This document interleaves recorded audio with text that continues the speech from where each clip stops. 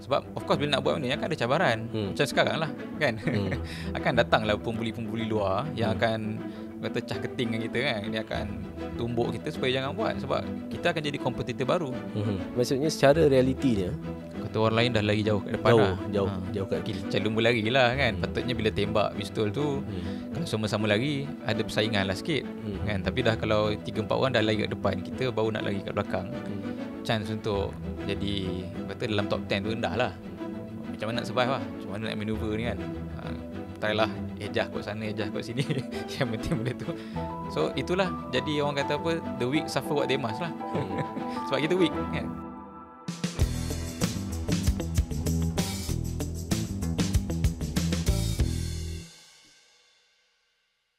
Bismillahirrahmanirrahim. Assalamualaikum warahmatullahi wabarakatuh. Selamat datang ke podcast kita. Podcast apa nama dia? Di luar kotak. Di luar kotak. Banyak sangat podcast sekarang. Jadi campur-campur. Dan Alhamdulillah kita punya episod yang pertama mendapat sambutan yang macam mana? Hangat ke? Dingin? Okey kot. Yang first episode. Lepas tu dekat kita punya our platform kita punya. So yang belum menonton boleh tontonlah di YouTube dan juga di macam-macam lah social media yang lain. First episode tu, dan kami ucap terima kasih kepada semua yang sudi komen dan bagi mungkin kritikan, especially kita berterima kasih kepada haters juga. Sebab kritikan tak banyak sangat, tapi respon. Dia kata lama sangat Iris ni nak keluar, cari-cari tak jumpa, cari-cari tak jumpa. Kita menginsafi lah. Lama nak keluar satu-satu produk tu kan. So dan benda tu menjadi kita punya orang kata bahan api lah untuk kita punya engine podcast ni terus berjalan, insyaAllah. Dan moga-moga ni jadi satu orang kata apa, platform yang membentuk pemikiran dan membentuk pengetahuan masyarakat kan, di pelbagai lapisan untuk berbincang tentang negara. Sebab sekali lagi macam sebelum ni saya pernah sebut, kita cuba untuk bincang dalam podcast ni benda yang patutnya dibincangkan. Sebab kadang-kadang kita dapati di pelbagai tempat, hatta di platform yang besar-besar, yang tinggi-tinggi pun, orang bincang benda yang bukan salah bincang, tapi banyak lagi benda lain yang kena bincang lah. Tapi selalunya itu yang menjadi viral sebab dia menjawab persoalan-persoalan orang yang tengah bertanya dekat masyarakat kan, yang timbul. Mentang-mentang lah orang lain malas fikir, jadi dia pun sembang je lah benda yang tak perlu fikir-fikir kan. Tapi dia menerangkan fakta dan tak, maksudnya saya bagi macam contohnya baru-baru ni lah kita tengok perbincangan dalam parlimen dan ini mungkin akan jadi tajuk kita hari ni kan, kita sebab kita nak continue sikit tajuk kita yang sebelum ni, macam bila bincang tentang tarif, bila bincang tentang perang dagang, bila bincang tentang industri kita, bila bincang tentang ekonomi kita, dia ada benda yang mestilah dalam mana-mana topik ada benda yang kita panggil main, kita panggil main point, dan ada benda yang panggil sampingan. So kadang-kadang kita tengok yang sampingan dia tu jadi besar. Sampingan tu besar, yang main ni banyak tak bincang. Yang sepatutnya dibincangkan tak dibincangkan. So hopefully kita cuba address yang main lah kat sini. Tak apalah orang lain nak bincang tu terpulang dia lah kan. Itu kita punya hasrat lah dalam podcast ni, insyaAllah. Betul ke macam mana? Yalah, saya pun harap macam itulah. Sebab banyak sangat perkembangan ni yang berlaku. Kita pun tengok adakah ni noise ke kan, benda-benda. Dan ini bahasa terus noise noise ke ataupun memang betul-betul perkembangan realiti lah. Orang kata adakah realiti ni realiti yang sebenar dalam memaparkan perkara yang berlaku on the ground lah. Sebab hakikatnya kita bukan duduk dalam satu kotak yang tak terkesan dengan apa yang berlaku kan. Walaupun mungkin kita rasa balik kerja malam-malam boleh pergi pasar malam, macam lantak lah kan, nak bincang tak bincang benda-benda ni. Kita semua duduk dalam satu dunia yang saling pergi pasar malam pun dia beli sayur pun efek juga dengan harga import kan, sayur kita pun import juga. Harga cili naik, beran naik dan sebagainya kan. So dan kita insyaAllah pada hari ni kita punya topik, kita akan continue lah. Kita akan bincang tentang, masih lagi tentang tarif yang diumumkan oleh kerajaan Trump ni dan kesan dia kepada perdagangan dunia.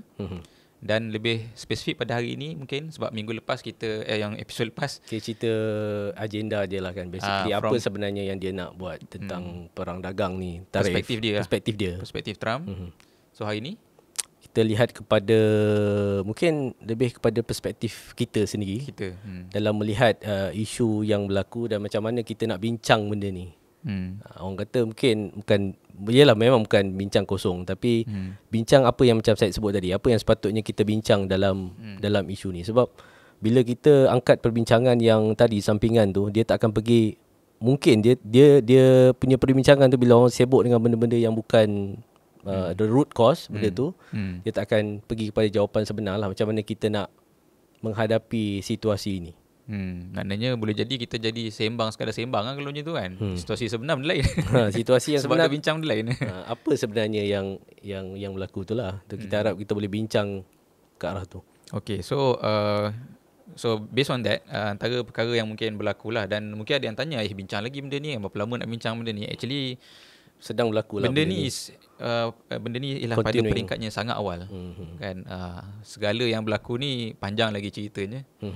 Dan macam yang dijangka oleh banyak orang, besar sebenarnya kesan dia lah. Dia bukan sekadar soal handphone kita naik harga ke tidak, kan, barang kita naik harga ke tidak, tapi dia setengah orang kata sampai ke tahap mungkin dunia sedang bergerak ke arah satu susunan baru ekonomi, ataupun istilahnya economic order yang tidak pernah ada sebelum ni. Bagi saya it's too early untuk nak judge. Ada potensi, ada ataupun orang kata ada kemungkinan. Tapi juga pada masa yang sama, ada orang juga menyatakan benda yang berlaku ni daripada zaman Greek dulu. Daripada zaman dulu lagi orang dah bergaduh. Orang menggunakan trade ni sebagai orang kata alat kuasa dia untuk leverage dia punya maknanya dalam persaingan nak membolot apa yang ada di dunia monopoli ni. Kuasa ni. Nak orang daripada dulu orang nak monopoli lah basically kan. Dan bila orang nak monopoli, antara benda dia boleh buat ialah dia orang kata potong kaki orang lain lah. Kan, orang lain patut boleh berlari dengan dua kaki, dia potong kaki orang tu sebelah, tinggal sebelah, jadi member lari perlahan lah. So dia boleh jadi pelari yang paling laju kan. So basically human nature pun, dan selalunya kalau nak buat macam tu dia kena kuat dululah. In essence, dan kadang-kadang mungkin dia buat sebab dia takut orang lain lebih kuat daripada dia. Dia pun tak kuat lah. Tapi dia berjaya buat lah. Dia intervene benda tu. So ada orang kata apa yang Trump buat dengan China, perang apa semua sebagainya ni, pusingan nature manusia yang tamak, yang nak monopoli. Itulah DNA satu-satu kuasa. Bila dia jadi kuasa, mustahil dia takkan ada rasa nak monopoli. Dan itulah yang drive dia untuk dia terus. In fact, the monopoly lah yang menjadi motivasi dia untuk dia keep on doing research kan, keep on dan sebagainya kan, setengah orang kata lah. Yelah, betul lah. Bila saya pagi tadi pun tengok satu Instagram petikan daripada sarjana IR John Mearsheimer. Dia kata apa yang China tengah lakukan sekarang ni, dulu waktu dia tengah lemah masa age of humiliation tu, waktu dia tengah lemah, barat bully dia, kuasa-kuasa barat bully dia. So sekarang ni bila dia tengah dah kuat balik ni, maksudnya dah jadi kuat, dia nak try untuk mantai balik pembuli dia. So dia kata realist human nature adakah? Tapi cuma kita simpan dulu kot. Rasanya isu tu saya rasa sebab betul ke kalau jadi kuasa besar ni kita kena membuli orang. Itu saya rasa kita simpan untuk topik-topik yang akan datang. Cuma regardless lah, adakah ini memang satu arkitek ataupun satu seni bina baru ekonomi dunia ke, ataupun ini ialah benda yang sebenarnya recurring dalam sejarah manusia yang panjang. Apa-apa pun benda ni is now real lah, depan mata, dan pasti akan ada kesannya lah kepada kita. So mungkin kita boleh start untuk bincang. Sekarang ni ada setengah orang kata lah Malaysia akan terkesan dengan banyak. Setengah orang kata pula sebenarnya tak terkesan sangat. Kan? Kalau kita tengok perbahasan parlimen misalnya, walaupun mungkin dah beberapa minggu lah berlalu, tapi saya rasa masih boleh. Minggu lepas kan yang bahaskan di parlimen tu. Minggu lepas rasa macam dah lama. Minggu lepas Khamis, Rabu macam tu. So dan dia Rabu pun sidang parlimen khas. Jadi saya tak tahulah berapa ramai rakyat Malaysia yang aware pun kan tentang perbahasan tu. Tapi sebenarnya perbahasan tu lah bahasan yang penting. Dia menjadi satu tempat untuk kita nak tengok apa kepimpinan negara ni faham dengan benda yang sedang berlaku ni. Itu tempat nak ukur. Orang kata government chill je. So kalau Saudara Ashraf nampak, apakah apa ukuran Saudara Ashraf kepada so kerajaan nampak ini satu benda yang kesan besar ke, atau ini satu benda yang tak ada apa lah? Tak ada apa tu tak adalah. Maksudnya cuma dia nunjukkan benda ni satu benda yang mungkin bagi dia terkawal. Tapi di pihak pembangkang pula mengatakan ni satu ancaman yang besar. Ni isyarat government macam under control lah. Under control lah, jangan risau lah. Itu vibe yang dia yang keluar lah. So government, kerajaan pembangkang pula, dia kata ada antara pembangkang mengatakan ni satu ancaman lah. Ancaman kepada kedaulatan negara. Kita punya langkah ni sepatutnya kena advance sebab benda ni dah boleh anticipate lama. Kan apa yang Trump nak buat ni sepatutnya sebelum dia naik dan dikabarkan untuk naik pun dia akan meneruskan dasar-dasar dia yang sebelum ni. Tarif dan sebagainya kan. Jadinya sepatutnya kita dah boleh anticipate lama apa yang dia nak buat ni. Dan langkah-langkah orang kata preemptive langkah-langkah yang mencegah tu sepatutnya dah boleh dilakukan dan dah mungkin boleh dirancang ataupun instead of reactive kepada situasi yang berlaku, tetapi mungkin ada satu plan dan diharapkan semasa sidang tersebut ada yang mengatakan kita sepatutnya keluar dengan satu plan strategik bagaimana kita nak maneuver dengan situasi ini sebab dia bukan situasi yang sekejap, situasi yang lama. Tapi persoalan dekat sini ialah apakah plan itu, persoalan tu plan tu, dan apakah sebenarnya kenapa timbul pelbagai reaksi tu. Ada yang nampak ni satu ancaman besar. Mungkin sebab politik pun ya jugalah kan. Itulah satu lagi masalah lah. Tiga masalah. Kita ketepikan dulu. Kalaulah kita kata kita bersetuju dengan mengatakan bahawa ini satu ancaman, satu realiti yang membahayakan. Apa sebenarnya kita punya point of view kita sebagai rakyat dan sebagai negara bila melihat isu ni. So sekarang ni saya rasa orang tu cakap apa patutnya bukanlah ukuran. Kita patut tengok yang realnya. Realnya apa? Realnya ada impact ke tidak? Regardless lah A cakap okey je, B cakap teruk, okey lah, tak apalah. Siapa-siapa nak cakap lah. Mungkin hari ni kita cuba tengok yang realnya. Realnya impact daripada tarif perang dagang ni kepada kita dan specifically kepada industri kita lah. Mungkin itu kita nak tengok kan. So realnya macam mana sekarang ni? Salah satu perkara yang mungkin ditakuti lah ataupun yang kita baca dalam media yang akan terkesan ni kebanyakannya adalah sektor E&E lah. Sektor yang disebut macam tadi lah kan, kalau kita bincang, kalau kita bayangkan sebagai seorang manusia ni kan, bila mana dia punya pendapatan dia nak terjejas, dan pendapatan yang nak terjejas tu yang paling tinggi sekali. Kita punya pendapatan tu kan 80% kita punya gaji utama tu nak terjejas, sudah tentulah dia akan takut.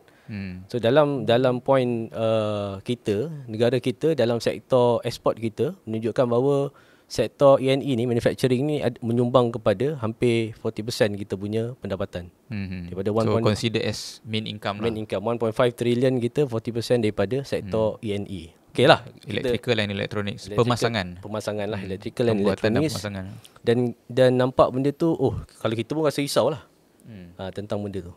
Tapi bila kita baca komen orang ataupun kita lihat analisa-analisa yang dilakukan oleh mungkin pakar-pakar, mungkin Prof Jomo ada mengeluarkan, mungkin saya ulang balik mungkin yang kot lah ada orang tak sempat dengar, tak sempat dengar yang minggu lepas. Kita pun tak sempat nak elaborate kepada kenapa dia katakan macam tu. Dia cakap apa? Dia cakap sekarang ni bila masa perang dagang ni adalah waktu yang terbaik untuk kita diverse daripada sektor semiconductor ni. Sebab dia kata hampir 50 tahun, hampir dah setengah dekat, kita tak mendapat apa-apa. So dia statement tu kata very bold lah. Maknanya dia kata industri yang government cakap sebagai main income, Prof Jomo kata kita tak dapat apa-apa. Kita tak dapat, orang kata, pulangan yang maksud tak dapat apa-apa ni? Sebab orang biasa mungkin bila dengar apa yang tak dapat apa-apa, 40% daripada GDP tu itulah duit masuk akaun kita. Contohlah 40% daripada ekspor dia. Kan maknanya duit masuk akaun kan. Duit dapat untung kepada negara. Kenapa tak dapat apa-apa? Itulah yang menimbulkan persoalan ramai orang. Okay, so bila kita tengok tentang kita lihat pada data lah. Dan ada juga dalam seri yang lain dia cuba untuk membahaskan benda ni dalam forum-forum yang lain, tapi kita pun buat bacaan lah. Sebab beliau mengatakan kita punya ekspor kita dalam sektor E&E ni 80% ke 90%, kalau Prof Jomo sebut 90%. 90% daripada jumlah ekspor tu 600 lebih bilion tu adalah disumbangkan oleh syarikat multinasional asing. Disumbang tu maksudnya apa? Maksudnya ekspor tu dijalankan lah. Maksudnya kalau kita ambil daripada portion market tu, 80% daripada jumlah yang mengeksport tu adalah syarikat asing. Dan yang membuka kilang di sini. Dan kalau tengok kepada datanya sendiri pun, kalau kita pergi kepada US, contoh tahun 2024 dia kata dia sumbangkan 180 bilion macam tu. Eksport kita E&E ke US 180 bilion. Tapi bila pergi pada data, kita tengok 37 syarikat US yang beroperasi di Malaysia, jumlah ekspor dia ke US dalam sektor E&E pun jumlah lebih kurang macam tu, 130 bilion. So boleh kata syarikat US yang beroperasi di Malaysia ni yang menyumbang terbesar kepada ekspor E&E kita ke US. So dan kata syarikat US lah yang beroperasi di Malaysia ni. Dan bila kita pergi kepada data pula, kita tengok apa jadi pada kita punya SME, tempatan dan juga SME ya, sebab dalam sektor E&E ni ada yang syarikat asing, MNC, ada yang large local company tempatan yang besar, dan juga SME. So kalau tengok dia berjumlah ekspor tu sekitar 10% je. Jumlah tu 10 ke, ada yang kata 10 ke 15% data tu tunjukkan. Cuma biarlah orang question is still duit lah kan, still satu jumlah yang besar juga, bilion. Cuma dalam bukan yalah, duit tu pergi kat company tu lah. Pergi kat company tu. Tapi dia mungkin tapi cuma dia ada satu pengiraan lah. Dia kata apakah nilai rantaian kepada domestic value added kepada creating jobs, creating jobs, taxes, apa tu, cukai yang kerajaan dapat. So dia kata 44%, which is kalau kita compare dengan negara lain dalam sektor ni, kita agak terkebelakang lah. Kalau compare China sebagai contoh, obviously besar kan, tapi negara lain 80%, ada 60%. Vietnam sendiri pun walaupun dia antara manufacturer yang terbesar, tapi domestic value added dia lagi tinggi daripada Malaysia. So ni benda-benda yang kita fikir balik sebenarnya, yang banyak mendapat manfaat daripada sektor ni adalah sebenarnya siapa? Maknanya kalau saya boleh faham situlah kan, dan kalau kita tengok benda ni, kita risau kesan perang dagang ni kepada industri kita. Kita guna istilah industri kita lah, industri negara kan. Tapi bila kita zoom in, bila kita tengok dalam industri negara tu, ianya adalah satu benda yang beroperasi, tapi dia bukanlah capacity ataupun capability sebenar kita pun. Kan, maknanya kat situ bila nama pun manufacturing kan, supply-nya dihasilkan daripada tempat lain. Input maksudnya nak manufacturing tu pun ambil daripada asing. So kalau kita compare export import lebih kurang je. Dan maknanya even bila dia dah jadi produk siap pun di tempat lain. Dah jadi high value, barang yang nilai tinggi yang jual mahal tu di tempat lain. Kat sini tu kita macam ambil upah pasang lah, bahasa mudah dia. Sebab kalau tengok pada ni bukan benda yang macam sembang kosong lah. Kalau kita tengok pada data pun, rantaian dalam semiconductor tu kita memang terperangkap dalam low level punya value chain. So bagaimana untuk kita pergi pada value yang lagi tinggi? So benda ni memang memerlukan kepada modal yang besar, R&D yang tinggi. R&D ni research dan development yang tinggi. Dan kalau kita tengok pada data research and development pun disumbangkan banyak dalam sektor ni pun company asing yang ada dekat Malaysia. So macam maknanya based on point tu, perang dagang ni akan mengesani industri tu. That's the claim lah kan. Tapi tu pun ada orang kata nanti akan ada banyak pengecualian lah, semua whatever lah. Tapi yang kata terkesan tu pun sebenarnya bukanlah satu industri yang ataupun satu benda yang kalau kita fikir-fikir bukanlah strategik untuk kita sebenarnya. Dia datangkan duit, tapi macam itulah orang kata apa, kerja macam kalau kita mungkin ambil bahasa orang biasa kan, kerja makan gaji yang stagnan lah. Nak kata boleh lebih pun tak boleh lebih kan. Nak kata benda tu boleh menguntungkan besar, tak tahu, mungkin kan, unless something is being done untuk sebab kalau kita tengok dari sudut sejarah pun, objektif penubuhan dasar industri pada ketika itu yang bawa masuk company E&E semiconductor daripada asing ni pun pada asalnya bukanlah bertujuan untuk kita create satu industri baru, tapi lebih kepada untuk create jobs lah waktu tu, memberikan pekerjaan kepada rakyat kita. Cuma bila berlalu masa, bila kita buat dasar industri berat contoh 1980, orientation tu dah cuba nak berubah. Kita nak acquire teknologi tu, kita nak try buat kita punya kilang-kilang sendiri dan support kepada kita punya dasar industri berat kita macam otomotif dan sebagainya. Maknanya at the 80s tu kita boleh kata dasar industri berat ni macam satu anjakan paradigma actually. Kan? Betul, kita nak ada industri, tapi kita bukan nak sekadar ada kerja. Kita nak industri tu ialah industri yang menggunakan our own capability, yang membangunkan rakyat kita, menambah kepakaran, menggunakan sumber-sumber yang ada di negara kita ni yang unik, yang tak ada kat tempat lain kan, dan sebagainya kan. So ada shift ke arah, ada cubaan untuk shift, maknanya menjadikan industri berat ni sebagai projeknya, sebagai projeknya yang menggambarkan ada perubahan mentaliti untuk kita tidak lagi jadi sekadar pekerja kilang kepada kuasa-kuasa besar lah. Kan? Saya terfikir, adakah itu sebenarnya benda yang sama yang sekarang ni ada peluang tu? Maknanya sekarang ni ialah kalau kata kita kekal dengan tarif ni, akan mengesani industri ni kan. Maknanya mungkin benda tu dah kurang income-nya bila dah kena tarif, dah kena bla bla bla semua kan. Ada ruang untuk shift.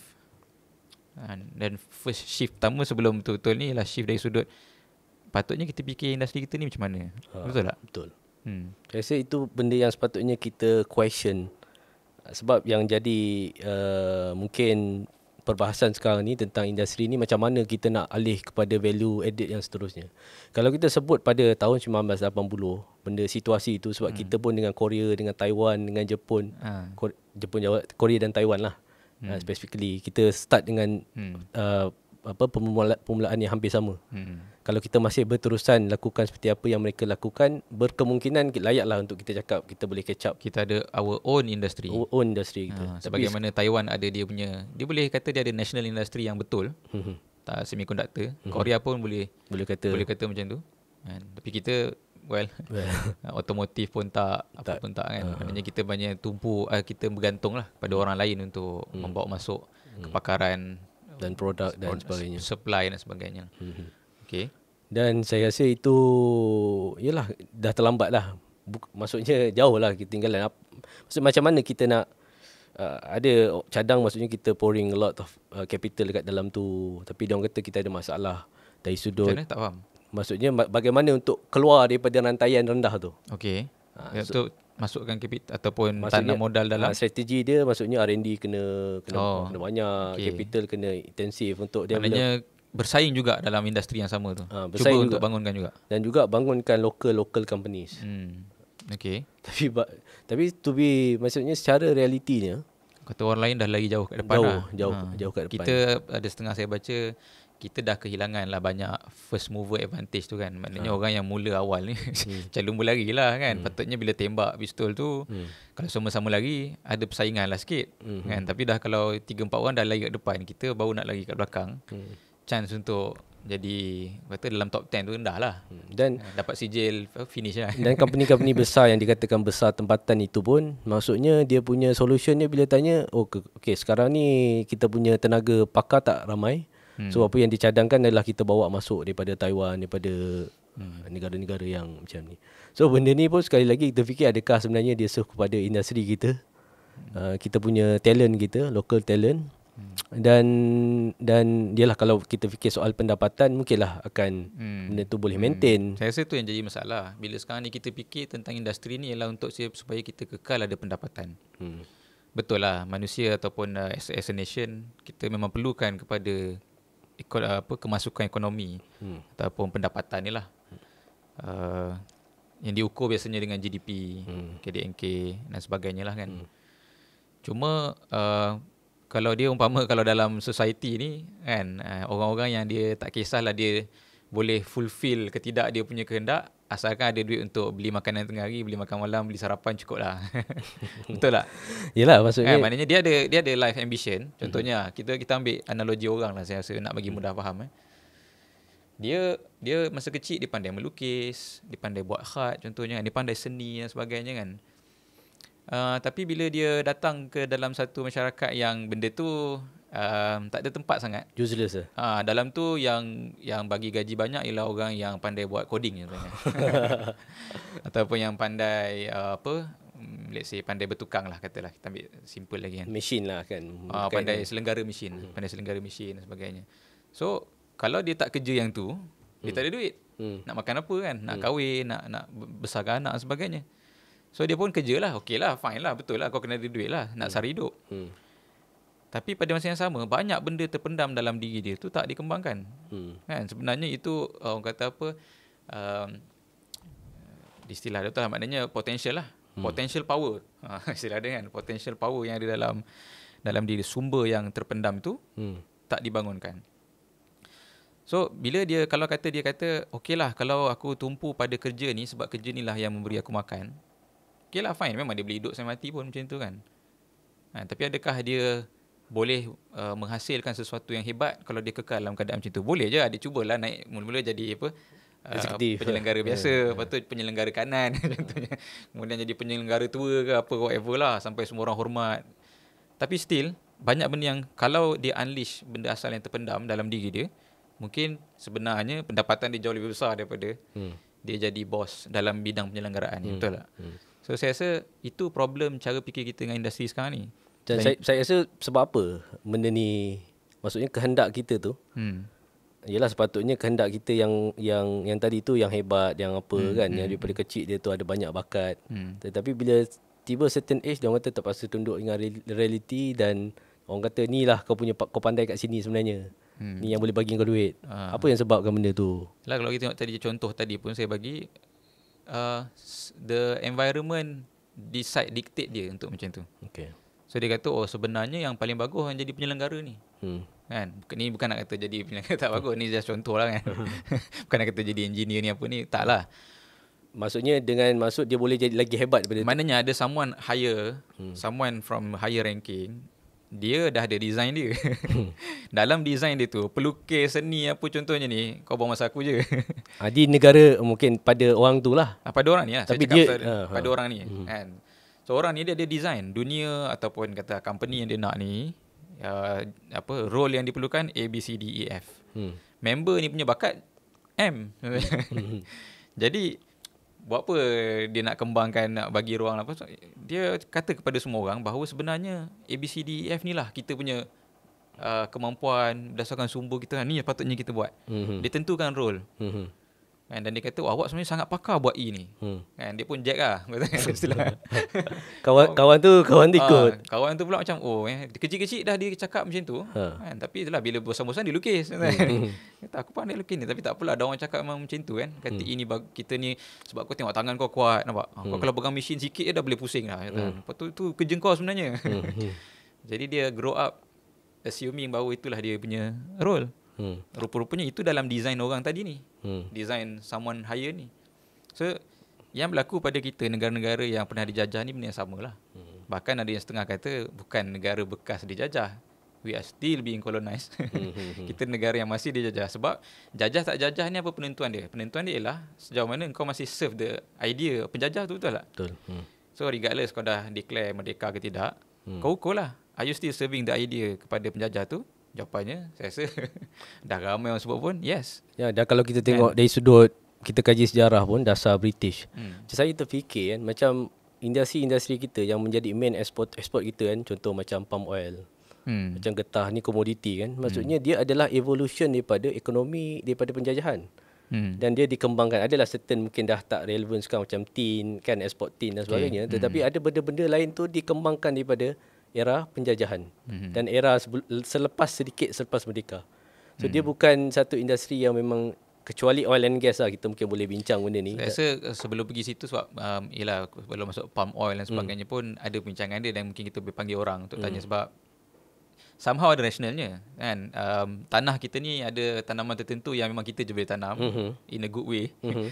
So itu sebenarnya satu bakat terpendam dan patutnya di-develop. Cuma cara pula lah, itu perbincangan lain. Yalah, tapi cuma yang saya rasa yang mungkin patut kita tumpu sini, sebab even hari ni pun design tu masalah pada palm oil apa sebagainya ni, kita bukan masalah pada palm oil tu itself, tapi kita jual as commodity dengan low value. Ya, maksudnya kehendak kita macam tadi sebut kan, kehendak siapa yang tanamkan kehendak tu at the first place, siapa yang menjadikan kita ni Malaysia ni sebagai dia kata inilah ekonomi yang kita bagus jalankan. Maknanya dia kata ni biasa kan orang ekonomi, dia kata ada teori comparative advantage.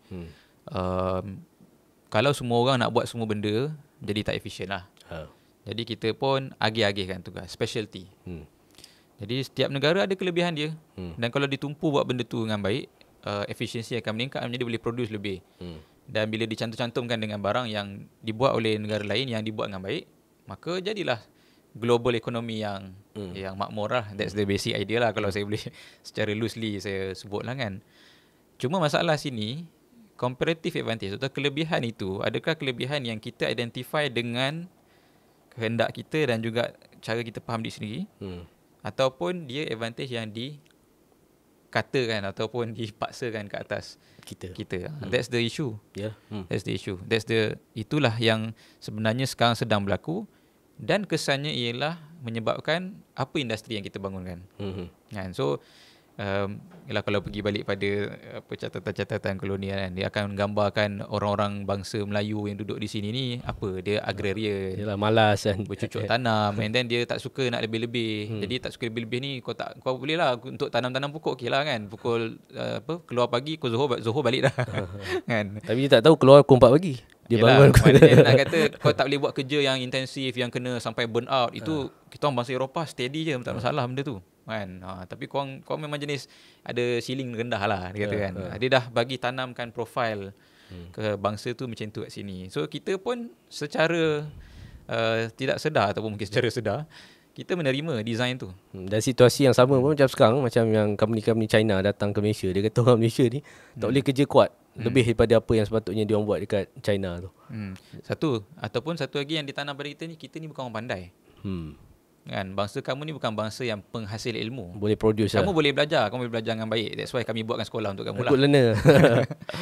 Tapi kamu kena belajar daripada bangsa yang boleh menghasilkan ilmu, yang ada reason yang baik, kan, yang ada cara untuk organize dan mengajarkan ilmu dengan baik, which is bangsa barat. Europe. So dia kata kita bukan bangsa yang boleh produce knowledge. Sebab tu saya tengok kita punya daripada semenjak merdeka, walaupun kita ada je ruang, patutnya kita tak ada design ataupun kita tak ada penumpuan yang besar untuk produce knowledge dan melihat producing of knowledge ni sebagai satu alat ataupun cara terbesar untuk kita design industri kita. Kan? Sebab tapi dia orang buat macam tu.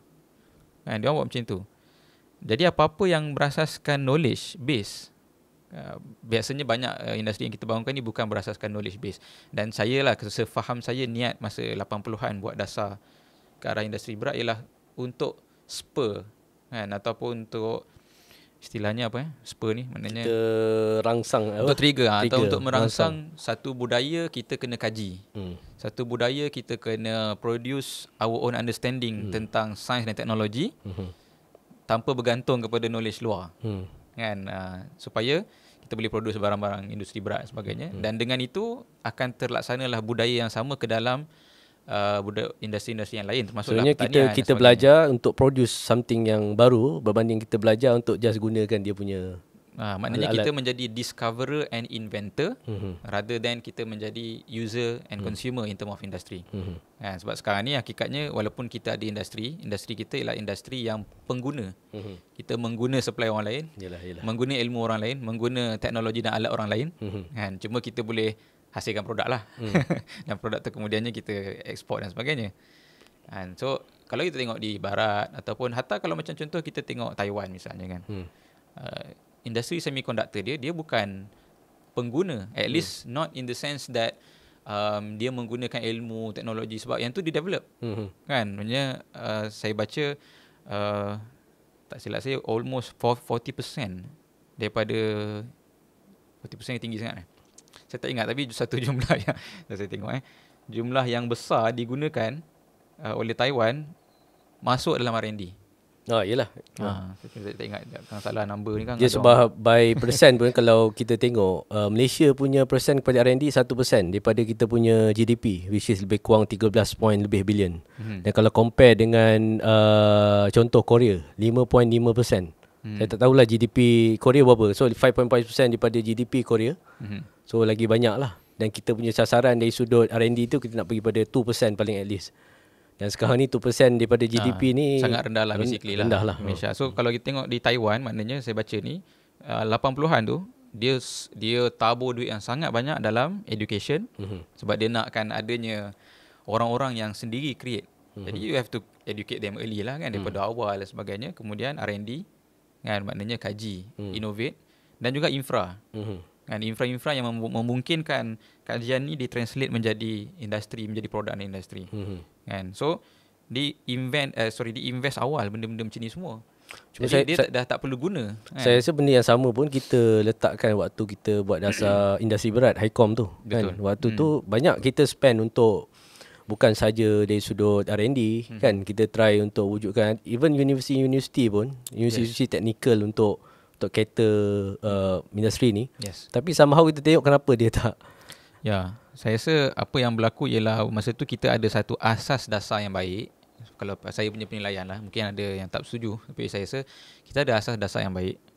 Tapi kemudian ada faktor-faktor lain. Maknanya having the right dasar sahaja pun, maknanya mungkin someone yang design dasar ni ada shift.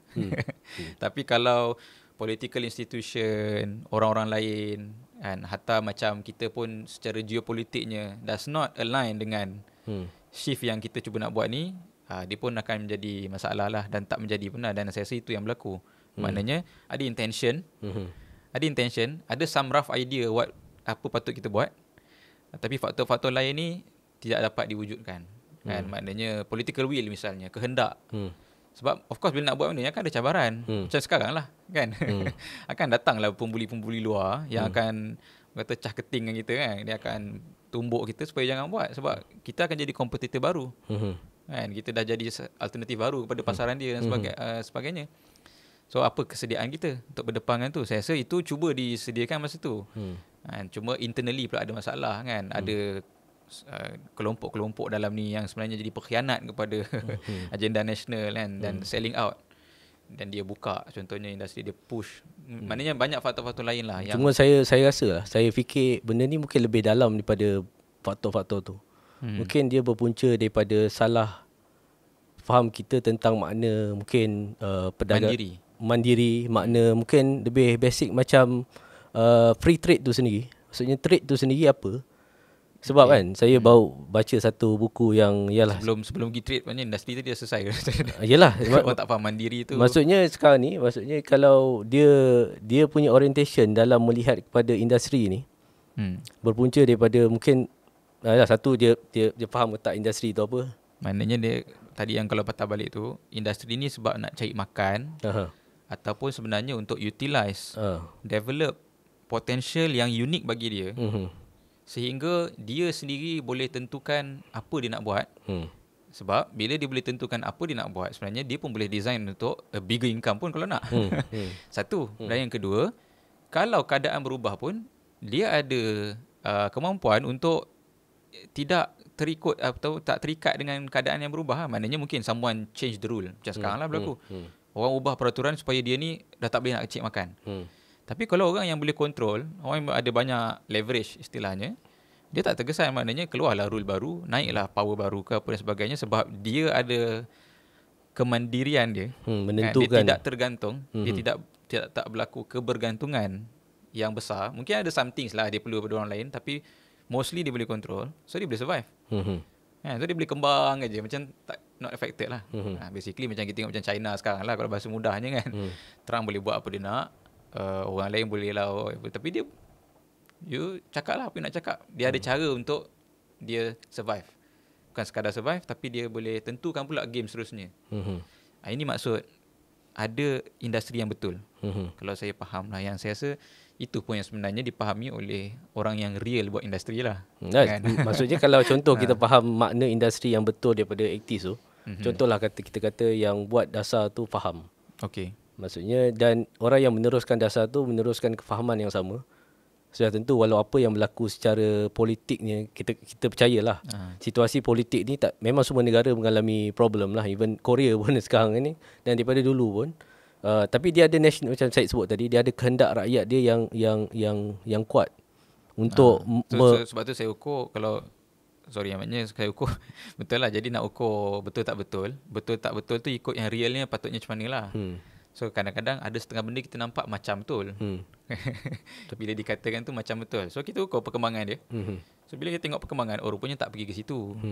So maybe in the first place pun kefahaman tu pun yalah, mungkin kita boleh question lah, betul. Mungkin 50-50 kan dan sebagainya. Tapi saya tak kata mudah lah untuk keluar daripada design yang tadi kita maknanya telah didesign oleh penjajah untuk kekal macam tu, untuk kita menjadi betul-betul independent, jadi mandiri dan sovereign dalam menentukan pembangunan kita tu. Memang tak mudah kan, besar benda yang kena dirungkai tu. Sebab dia memang kena imbang antara, sebab kita kalau berinteraksi dengan dunia global ni, kita tahu kita negara yang bekas jajahan.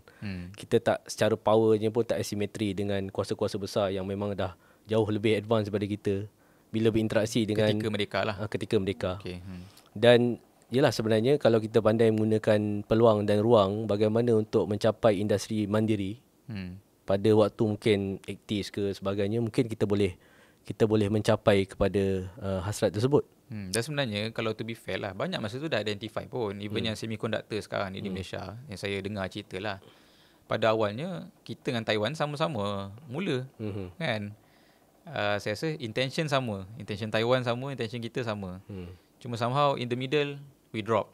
Kan, kita nak, mungkin tak tahu ada orang nak quick money ke apa, so kita mengutamakan mau masuk MNC. Mungkin lah atas niat technological transfer whatever lah. Tapi pointnya industri tu sendiri tidak berkembang atas kehendak kita nak memiliki kemandirian lah.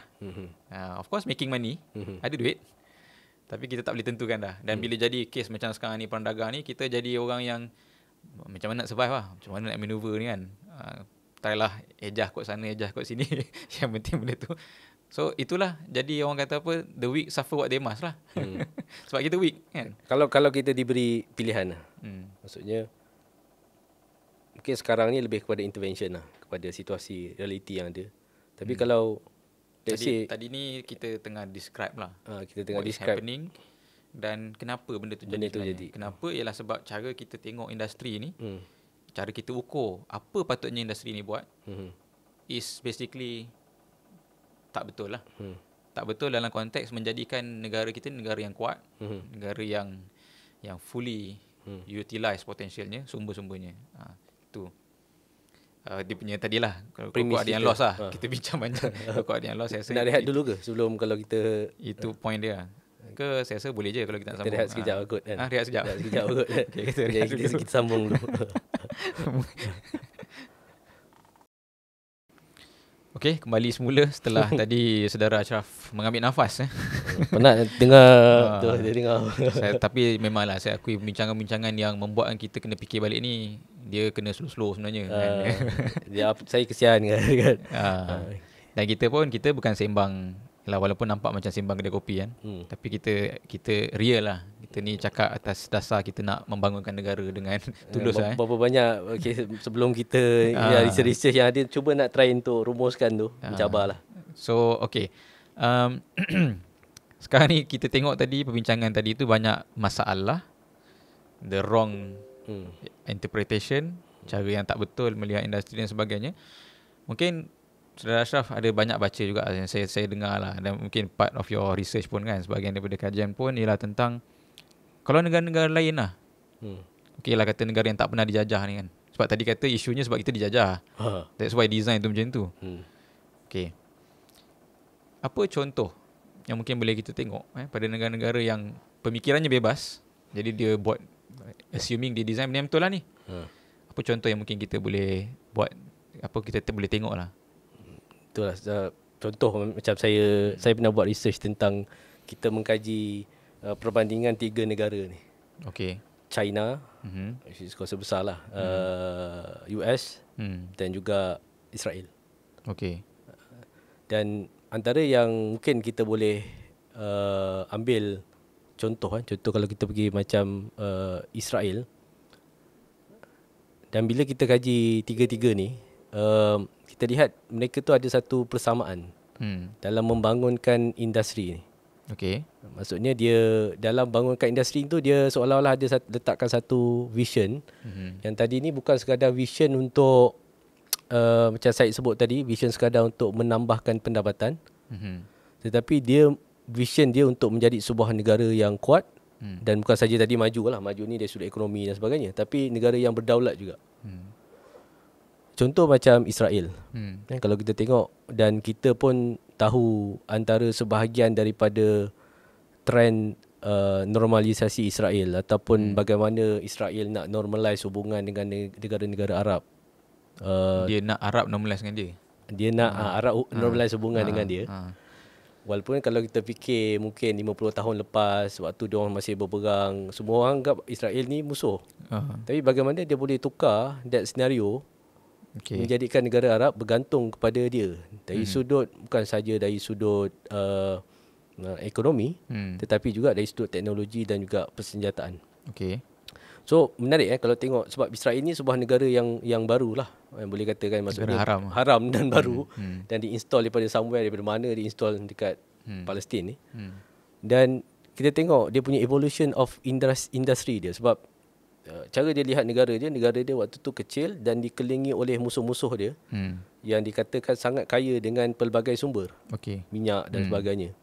Dan kalau Ariel Sharon sebut sebagai minyak tu sebagai orang kata benda yang menyekat kemajuan Israel waktu tu, sebab dengan tu menyebabkan negara Islam kaya dan boleh buat macam-macam lah. Dan bagaimana Israel nak keluar daripada situasi ini, dia identify apakah competitive advantage Israel, ataupun apakah kelebihan yang Israel ada.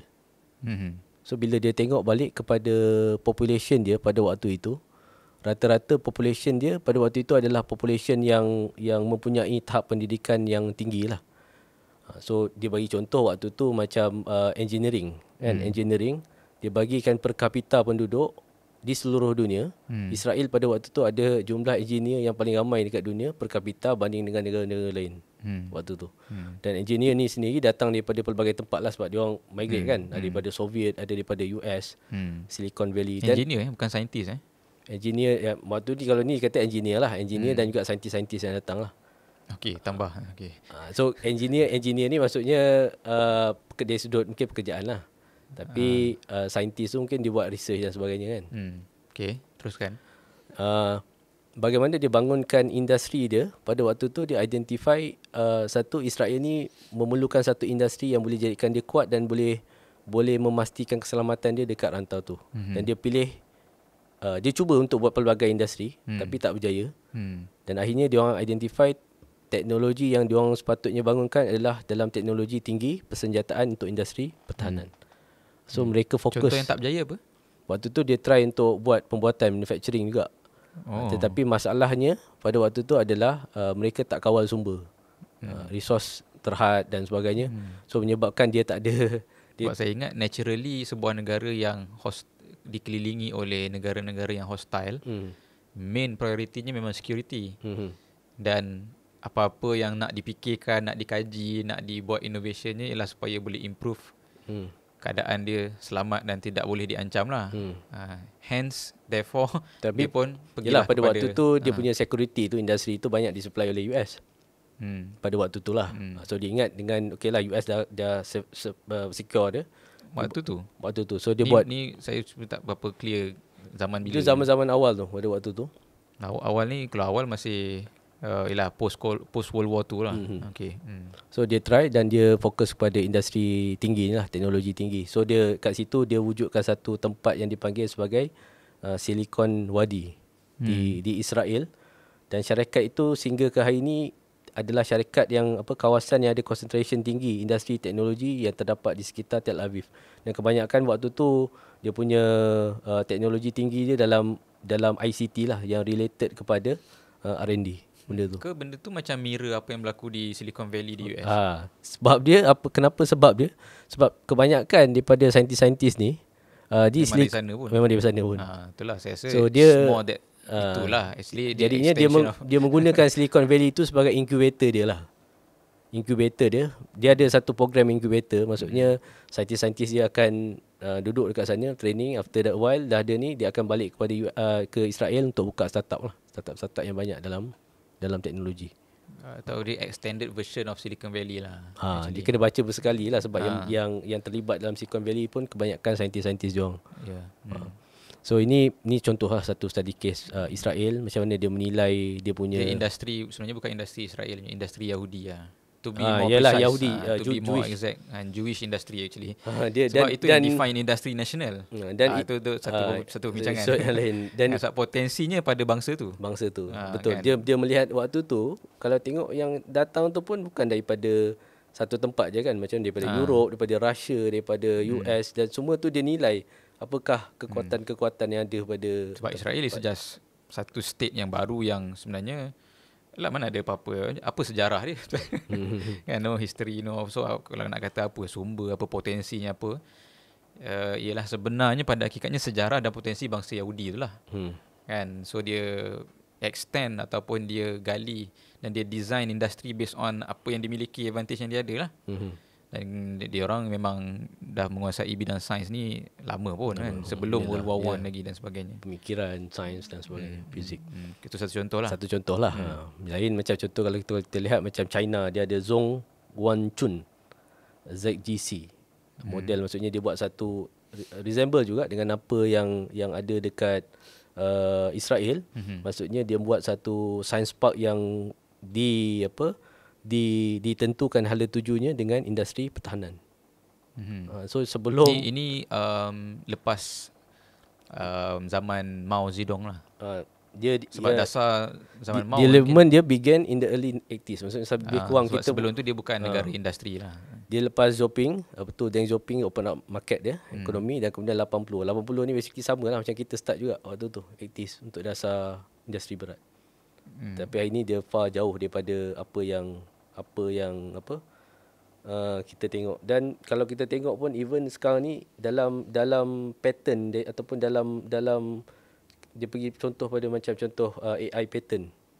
Pattern kepada AI yang paling tinggi dekat dunia sekarang ni 61% adalah daripada China.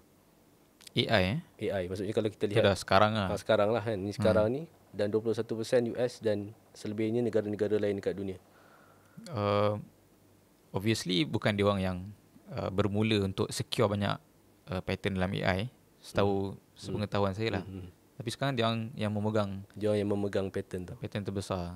Situ satu point sebenarnya. Maknanya yalah, bayangkan 1980 dia start something yang tak ada apa. Waktu tu baru nak start bangun industri dia. Park dia, high tech industry. Kemudian sekarang ni pada tahun 2025 bahkan dia mendahului US pun dari sudut patenting benda high industry ni, AI sebagai contoh.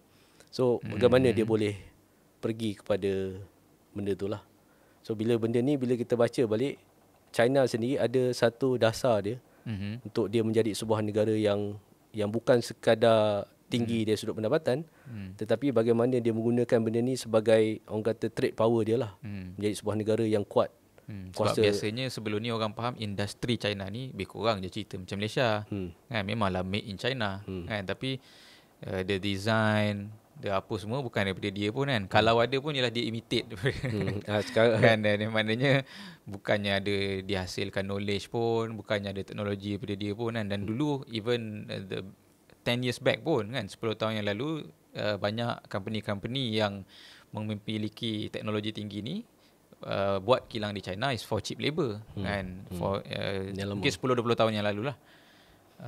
Cuma sekarang ni menunjukkan maknanya dia berpindah daripada industri yang berasaskan labor yang macam tu, maknanya tukang pasang, tukang manufacture ataupun tukang buat cheap products dan sebagainya yang secara banyak, ke arah dia secure knowledge tentang industri itulah.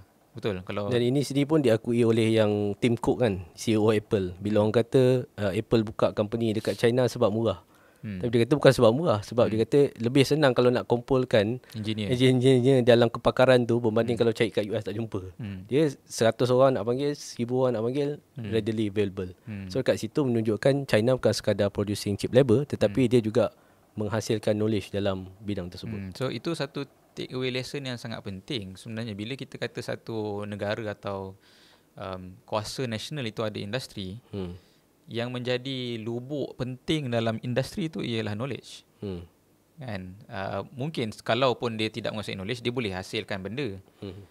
Tapi as dia nak naik ke rantaian yang lebih tinggi dan dia nak secure bahawa dialah pemain utama, or maybe the only player dalam benda tu ialah dengan dia secure knowledge tu.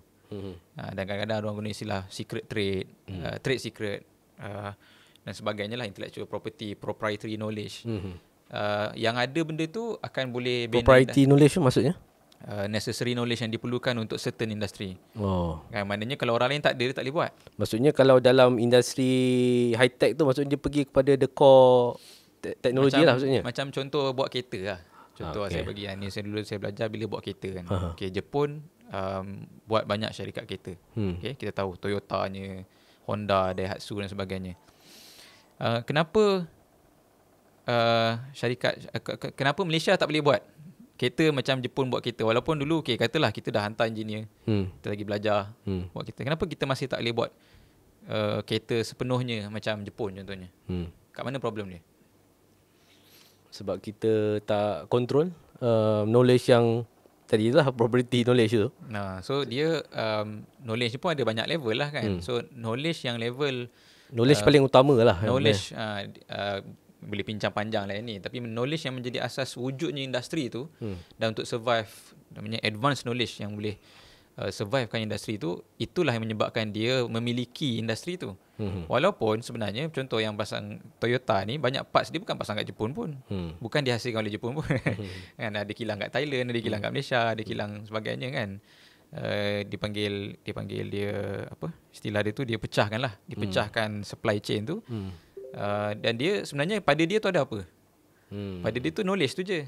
Kan, yang mana kalau kata Thailand boleh buat parts apa sebagainya, tapi knowledge yang pada Jepun ni, industrial knowledge yang pada Jepun ni tak ada, sebenarnya boleh dikatakan tak adalah industri automotif tu. Betul. Kan? Dan ini yang difahami pun sebenarnya bila industri tu you own the knowledge, there you can claim bahawa industri tu mandiri, partly lah. Kita boleh kata itu antara benda yang penting kan, selain daripada kena ada infrastruktur yang memang kata apa, kita boleh tentukan infrastrukturnya dan sebagainya. Sebab ini bermaksud dengan tiadanya kita dalam gelanggang tu, boleh kata tak adalah, tak wujudlah industri tu. Macam contoh lah sekarang ni, dia orang sangat memerlukan kita dalam industri tu. Macam contoh sekarang ni, kenapa kita akan nego juga dengan US? Ni salah satu ni lah. Banyak benda di Malaysia, dia punya teknologi tu, yang provide-nya siapa? Malaysia. Provide-nya banyaknya US. Banyaknya company-company US. Kan? Macam mana pun kita memerlukan dia untuk dia provide support, provide the software. Ya, macam IP lah kan. So walaupun katalah kita ni katalah kita tak nak nego ke apa dan sebagainya, tapi bila dia orang control that. Ya, saya baru teringat kan, kita bayar 1 bilion lebih USD untuk dapatkan IP arms licensing sebuah company teknologi semiconductor untuk kita gunakan R&D dia. Jadi kat situ dia ada leverage lah. Point dia ada leverage. Jadi itu yang maksudnya mereka berjaya mengubah industri bukan sahaja tempat menghasilkan duit untuk pembangunan negara. Yes, itu penting. Tapi up lagi pada situ, industri ialah satu alat kuasa, ialah satu paksi kuasa. Kan, di mana dengan itu menyebabkan negara datang untuk nego. Kan, di mana itu menyebabkan hatta institusi antarabangsa pun walaupun dah letak undang-undang, ada dilanggar pun tak boleh nak cakap lebih. Kan, sebab yalah tu akhirnya apa kat sini, apa mana kuasa ni kan. Kena kata kuasa ni bila ada tentera kuat, so not necessarily. Kan, sebab bila dia dah control benda yang orang perlukan basically lah kan. Dia boleh dictate apa yang perjalanan benda-benda yang lain, basically benda tu ialah alat kuasa lah. Dengan benda tu ialah alat kuasa. Dan saya rasa dalam dunia yang ada sekarang ni, industri pun perlu dilihat macam tu. Dan asas kepada itu pula ialah kita memiliki benda yang orang lain tak ada. Dan antara benda yang paling unik yang kita boleh hasilkan yang orang lain susah nak ada ialah knowledge lah. Production of knowledge ni. Saya bagi satu contoh lah. Mungkin ni kalau kita nak masuk ke cerita di Malaysia ni lah kan. Kita duk bincang, kalau macam tu apa benda lah. kita dulu pernah cuba buat juga, nak masuk, nak cuba build our own Silicon Valley lah. Kita buat Cyberjaya. Sekarang Allahu'alam lah. Kena tanya orang cyber lah kan. Tak tahu apa jadi startup whatever apa semua. MSC Corridor lah apa semua ni. Well, is there lah, the infra mungkin. Tapi saya kata secara plannya dah ke laut lah. Okay, so apa yang kita boleh, our own knowledge lah. Our own knowledge. Kan? Kat sini kita kena tengok lah apa dia gabungan penilaian di antara apa yang kita boleh produce, apa yang kita ada, from heritage ke, from kelebihan, potensi penduduk kita dan sebagainya. Kemudian satu lagi keperluan dunia. Kan, of course lah, kalau kita nak bina industri, kenalah akhirnya kena ada market lah benda tu kan. So dunia perlukan apa, demand yang ada. Dan dari satu sudut juga yang lain ialah kita mengukur adakah kedua-dua ni mengisi gap kuasa ataupun dia akan meletakkan kita ni pada ranking kuasa yang tertentu. Kan, bukan sekadar untuk ekonomi lah. Kan. So combination tiga-tiga ni mungkin akan menemukan kita dengan sepatutnya benda yang kita tumpu sebagai kelebihan kita dan kita bangunkan sebagai industri-industri yang boleh kita katakan sebagai industri awal. So saya fikirlah macam contohnya geografi Malaysia contohnya. Geografi Malaysia adalah satu geografi yang unik. Hatta bukan unik di seluruh dunia pun. Unik even dalam konteks Asia Tenggara pun unik. Unik pada dia punya tempat dia. Kan? So di seluruh dunia dah memang unik dah. Orang dah tak boleh deny dah kepentingan Selat Melakanya, kepentingan kita ni di tengah-tengah Laut Cina Selatan, whatever lah, East and West. Hatta dalam Asia Tenggara pun satu-satunya saya rasa alhamdulillah mungkin Semenanjung dan Sabah Sarawak pun yang tak terdedah kepada gempa bumi, kepada gunung berapi dan sebagainya ialah di sini. So bagaimana kita melihat benda tu sebagai satu kelebihan dan apakah industri yang boleh terhasil dengan kelebihan ini contohnya. Satu. Kemudian yang kedua, kita ialah masyarakat Islam. Kita adalah masyarakat Islam dan kita alhamdulillah masyarakat Islam yang ada tradisi ilmu yang tersendiri. Hatta dalam masyarakat Islam pun kalau kita compare dengan Islam Arab, Islam Eropah, Turki Islam dan sebagainya. Afrika dan sebagainya, kita ada our own unique identity and tradition of knowledge. Kan, kita ni ada pegang satu mazhab yang lama. Yang lama kita pegang mazhab Syafi'i dengan ada approach kita tertentu, dan itu memberi yang kita kekuatan dalam satu sudut, iaitu particularity kita dalam soal halal contohnya. Betul tak? Itu kan macam orang lain mungkin tak kisah sangat. Ni pengalaman peribadi pun dah kan. Kita pergi negara-negara Islam lain tak ada kisah sangat pun kan. Dia assume negara Islam halal lah makan. Tak ada yang tanya pun. Tapi kat sini kita sampai ke tahap standardkan benda tu in such secara ilmiahnya. Dia bukan lagi hukum hakam yang tersimpan dalam buku. Dia bukan just culture. Dia telah distandardkan menjadi satu benda yang ada ilmunya, ada seninya, ada code of conductnya. And now has even menjadi satu industri yang tersendiri. Sebab marketnya besar. Kan, market ada 2 bilion paling kurang umat Islam. Even non-Muslim pun bila dia faham kenapa rationalis balik standard halal ni, dia pun nak. Jadi market tu besar. So contoh-contoh di mana kita boleh identify benda yang sepatutnya, dan hatta memang dalam dasar halal negara pun saya tengok kerajaan sedar bahawa kita dalam konteks itu kita ni first mover. Ketika orang lain tak develop sampai ke tahap tu, kita dah pergi jauh. Cuma tinggal lagi sekarang ni bagaimana kita nak berfikir tentang benda-benda ni, bukan sekadar macam mana nak menjana ekonomi negara, apatah lagi untuk menjana kerja atau menjana peluang kepada bumi putera. Itu semua betul, tapi bagaimana nak angkat benda ni sampai ke tahap ia sepatutnya dipikir dalam kerangka membolehkan kita memiliki industri yang mandiri, kan? Yang menyebabkan dunia akan perlu tunggu kita cakap apa dulu baru dunia boleh decide in certain things lah, even geopolitically pun. Ya, sebab tu kalau kita pergi kepada yang tarif kan, syarat-syarat non-tarif barrier yang dikenakan oleh US kepada kita dalam rundingan diberikan oleh kerajaan US kan ni. So antara yang pertama tu adalah pasal halal. Saya pun kita terfikir kenapa halal kan. Yalah, saya fikir asal halal tengok, yalah ni benda-benda yang kita fikir halal. Berapa banyak industri itu, berapa besar industri itu, kenapa US concern terhadap halal tu? Sebab bukan itu pun yang menjadi kita punya main export kepada US kan, compare tu ENE punya or even main import kita daripada dia pun. Kan, mungkin dia kata tu menghalang dia untuk lagi banyak import, lagi banyak export kepada kita. Mungkin makanan lah kan, contohnya. Tapi tak adalah banyak sangat kan. Mungkinlah itu mungkin perlu kita tanya orang yang tahu. Cuma bila baca kepada report yang katakan projection industri halal tu kepada by 2030 mungkin cecah USD 10 trillion bukan billion, trillion.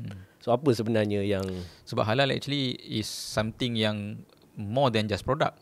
Sebab dia ialah satu knowledge. And dia boleh dihybridkan dengan pelbagai industri lain. Macam misalnya di Malaysia kita ada food industry. Food industry tu sendiri dah satu industri. Kemudian bila dia pairing pula dengan penghalalan ataupun standard halal tu, dia dah jadi amplify lagi. Sama juga macam kosmetik. Kan, yang saya faham kosmetik dah memang an industry by itself. Tapi ada demand yang besar kepada kosmetik yang halal. Jadi sebab tu dia tengok demand tu besar. Kan? Dan benda ni, saya punya analisis, dia melihat ni akan jadi satu advantage yang besar bagi Malaysia. Dan in that sense, knowledge tentang halal ni somehow dimonopoli lah oleh Malaysia sekarang ni. Somehow lah. Of course orang boleh belajar apa semua, dan kita pun kena kena fikir akan datang kita kena aware jugalah yang ni adalah kekal menjadi, bukan sekadar menjadi peneraju, sebab saya tengok dasar nak jadi peneraju, tapi kita juga menjadi rujukan dan orang kata apa, hubnya. Sinilah tempat dia. Bukan kita tak nak orang lain pandai tentang halal ni, tapi itu kita punya advantage. Bagaimana kita nak fikir itu dalam konteks kuasa. Lepas tu contohnya digandingkan pula, dan memang saya tengok ada dasar tu ke situ, digandingkan pula dengan Islamic finance. Kan, ini sendiri satu perbincangan panjang lah. Mungkin orang kata itu basically just finance lah kan. Okey lah, tu satu perbincangan lain. Tapi ada demand dan sebagainya. So memanglah ni orang kata apa, macam masih lagi satu cara fikir yang reaktif lah. Kita tengok apa yang demand yang ada, apa kelebihan yang ada. Tapi kalaupun ini kita fikir dalam konteks kuasa pun sebenarnya, dan kita kembangkan betul-betul, dah boleh jadi macam-macam. Macam contohnya, mungkin dulu asalnya bank is just a business. Mungkin orang-orang ekonomi yang menonton ni boleh betulkan saya kalau saya salah. Pada permulaannya bank is just a business. Kemudian berkembang menjadi industri, finance industry. Bila ada orang yang kontrol industri ni, dia boleh tentukan apa rule and regulation. Sebab dia orang kena beli kat dia. Jadi dia boleh kata aku nak set rule macam ni. Daripada situ terbit institusi-institusi yang menentukan set and regulation financial dunia ni, BIS-nya, kan, whatever lah apa kan. Jadi siapa yang akan tentukan semua ni, mestilah orang yang daripada awal lagi dia dah kontrol bidang dan industri tu. So saya rasa in the same sense boleh berlaku. Besar kan? Potential dia. Besar potential tu kalau lah kita nak angkat sampai ke situ. Saya tak sure sekarang ni. Saya baca dasar halal tengah dinilai dan cuba diperbaharui untuk sampai 2035. Saya tak pasti adakah perbincangannya sampai ke situ. Itu mungkin tajuk yang kita boleh bincang lain lah, dengan mungkin panggil pakar halal. Cuma saya nak bagi satu cara fikir ke situ. Apa patut kita fikir tentang knowledge, tentang kita punya kelebihan dan dengan industri. Dan contohnya kalau kita nak bangunkan pakar kan, berapa ramai orang Islam kat sini, anak-anak kita yang daripada kecil dah belajar tentang hukum hakam dan sebagainya. Dan bahkan kita kembangkan pula, dia not just hukum hakam fiqah saja lagi. It's about standard of life. Halal as a standard of life contohnya kan. Yang memberikan kepuasan dalam produk, memberikan kualiti, kebahagiaan dan sebagainya. Saya rasa itu lagi besar. So tu satu contoh lah.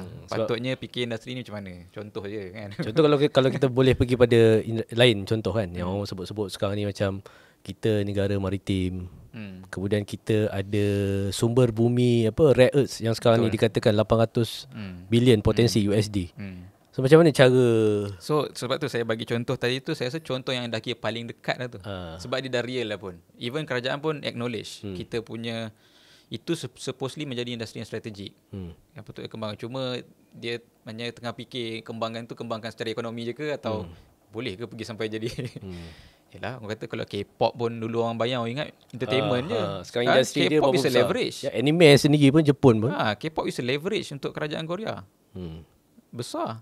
Kan? So, you jangan underestimate benda orang kata sebagai soft power, whatever lah istilah orang bagi kan. So, point saya, if you apply the same thinking dalam kepada benda yang lebih lagi material ada diperlukan secara strategik, ataupun lebih lagi akan besar impact dia dalam persoalan kuasa, imagine lah. Betul tak? So, betul maritime, kita ialah satu-satunya negara yang diapit oleh dua laluan penting perdagangan. Kan? So patutnya kita berfikir tentang maritime ni dalam konteks kuasa dan industri yang terbina tentang maritime ni, bukan sekadar untuk misalnya pertahanan. Yelah, kita ada buat kos-kos mengajar anak-anak bangsa kita ni belajar dan sebagainya. Tak tahulah, saya pun tak betul-betul ni, kita mungkin boleh panggil orang sembang panjang. Tapi secara observation kasarnya kita lihat dia bukan ke arah nak menjadi kuasa maritime lah, either in term of industry maupun dalam bentuk keselamatan. Kan? So hala tuju tu tidak ke situ. Even sumber maritime sendiri pun macam perikanan dan sebagainya pun orang lain monopoli. China kapal-kapal. Orang lain pula yang nampak, dan orang lain pula yang ambil. Hatta orang Vietnam pun duk masuk perairan kita, duk China ambil ikan mahal kita kan. Baru ni saya baca ada orang tulis lah, sebenarnya orang Malaysia ni makan ikan murah je, sebab ikan mahal semua Vietnam nak ambil. Dan China juga, kapal-kapal China tu. So industri perikanan dan so, kan. Jadi point kat sini cara fikir tu, sebab cara fikir tu yang missing. So that's why kita boleh run the thing, betul. Kan? Tapi dengan cara fikir yang tak fully optimized, tak ke arah kuasa, kita tak akan nampak perubahan sangat lah. Kita akan kekal di takuk yang samalah. Dan bila jadi kes macam trade war, kita akan suffer what we must. The weak suffer what they must. What they must. And the strong do what they can. Sebab dia boleh. Sebab apa buat? Sebab boleh, dik. Kan? Dia ada kuasa. Dia boleh bully orang lain lah. Yes. So the same. Orang kata istilah tadi tu istilah dalam keselamatan. Sebenarnya the same pun dalam soal ekonomi. Sebab hakikatnya kuasa ni satu. Orang duk cakap kuasa ekonomi lah, kuasa keselamatan. Pada kita actually kuasa ni satu. Dan dalam konteks negara itulah kuasa nasional. Kan? Mungkin in term of pengaplikasian, pelaksanaan ada bidang-bidangnya. Tapi hakikatnya kuasa tu kan, to achieve that, you kena buat macam-macam benda. Kena bangunkan knowledge, kan, kena fikir industri yang betul, kena kaya, and then kena ada hubungan antarabangsa untuk control the geopolitical pressure dengan baik dan sebagainya. Kena ada kerjasama, kena ada support daripada serantau kawan-kawan kita dan sebagainya lah. So benda tu bersangkut paut lah saya rasa. Banyak lagi lah kalau kita boleh bincang kan. Betul. Ini baru satu aspek macam contoh dalam industri, dan saya rasa cara fikir ni lah kita cuba untuk sama-sama bincang. Sebab kalau orang-orang yang dengar podcast ini sendiri dapat idea, saya rasa idea-idea ni harus kita boleh bangunkan, dikembangkan menjadi ilmu, knowledge yang bukan sekadar kita sembang cakap. Dan even kalau ada orang kata benda ajaran sesat baru pula yang dia bawa ni, actually dalam soal ni itulah cara fikir dengan negara. Hatta negara jiran kita Singapura. Kan? So orang yang study Singapura akan dengan mudahnya faham apa yang saya cakap lah. Kita ni jauh lagi besar, kan, jauh lagi macam-macam, dan Singapura sangat aware dengan kemampuan kita, kan. Tinggal kita tak berfikir lagi macam itulah. Itulah kot. Saya rasa untuk hari ni okey kot. Okey kot. Berasap lah. Saya boleh bincang lagi. Boleh bincang. Okeylah, kita simpan lagi. Simpan untuk akan datang. Untuk dalam episod kali ni setakat itu dulu. Kalau ada yang salah boleh betulkan dalam komen. Dan mungkin kalau ada persoalan pun sendiri dalam komen, we appreciate. Dan kita akan cubalah untuk episod akan datang kita perhangat lagi perbincangan dengan kehadiran tetamu. Tetamu yang mungkin ada insight dalam bidang dia. Kan, macam tadi kita duk sebut pasal halal ke apa contohnya, kan. Kita duk sebut pasal apa tadi?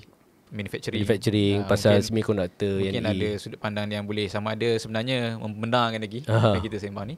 Dan as a disclaimer, kita bincang pun bukanlah kami bincang kosong. Kita pun lama study benda ni, dan kalau ada orang nak nak side discussion ni, nak mengambil rujukannya, silakanlah. Kami lalukan.